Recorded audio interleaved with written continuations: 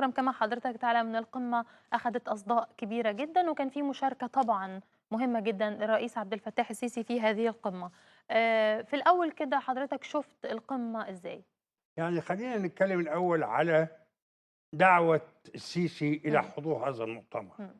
طبعا السيسي دعي من قبل فرنسا ليكون ضيفا على المؤتمر، وضيف على المؤتمر لأن أحد الموضوعات الأساسية مم. هو موضوع شراكة أوروبا أو شراكة الدول الغنية مع أفريقيا، اه. وخصوصا جلسة مخصوص. وكان مدعو أيضا عدد من الرؤساء الأفارقة، لكن رئيس اتحاد الأفارقة هو الرئيس السيسي، مم. فضلا عن العلاقات الوثيقة اللي ما بين مصر وافريقيا. وفرنسا. دعي الرئيس السيسي لحضور هذا المؤتمر. مم. وقع الأمر إنه إحنا شايفين إنه القيمة المحورية لمصر في العالم تزداد ثقلا، مم. إنه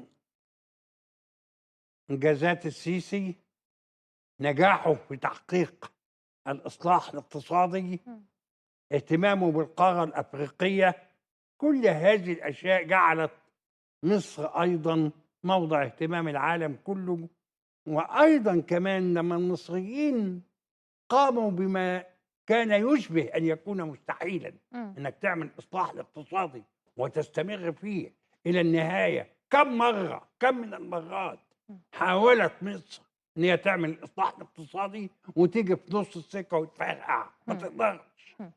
والحاكم اللي موجود هو صايم بقى، لأنه هو يعلم أنه سوف مضطر لاتخاذ قرارات صعبة ربما تؤثر على شعبيته مم. وربما تؤثر على حكمه. اه. فكل محاولات الإصلاح الاقتصادي ابتداء من عبد الناصر إلى السادات لم إلى تستمر مبارك ولم تكتمل. كلها لم تكتمل، مم. كانت بتتقطع في منتصف الطريق. الطريق، لأنه خوفا من تذمرات الناس. مم. وأظن أنت ملاحظة كل شوية نطلع ندافع نقول إيه، رغيف العيش هيظل زي ما هو، ما مم. حدش هيقرب منه، اه. لأن في قلق مم. حكومي شديد من أن ارتفاع رغيف العيش مم. يمكن أن يؤدي إلى تذمر تذمر الناس الناس. ويمكن أن يؤدي إلى إغضابهم. اه.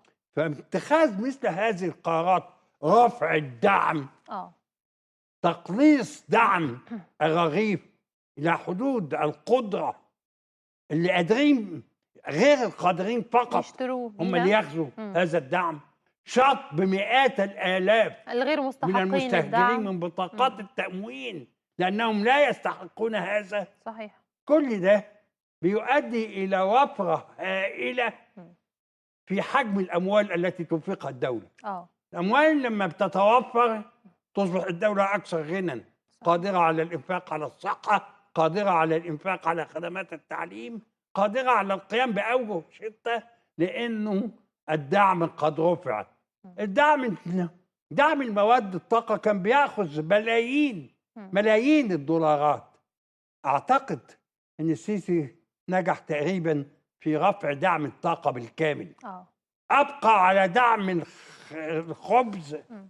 وبعض السلع لصالح الطبقات الفقيرة، مم. لكنه قلص هذا الدعم بالبحث الحقيقي، من الذي يستحق ومن الذي لا ومن يستحق يتم الذي شطب. لا يستحق.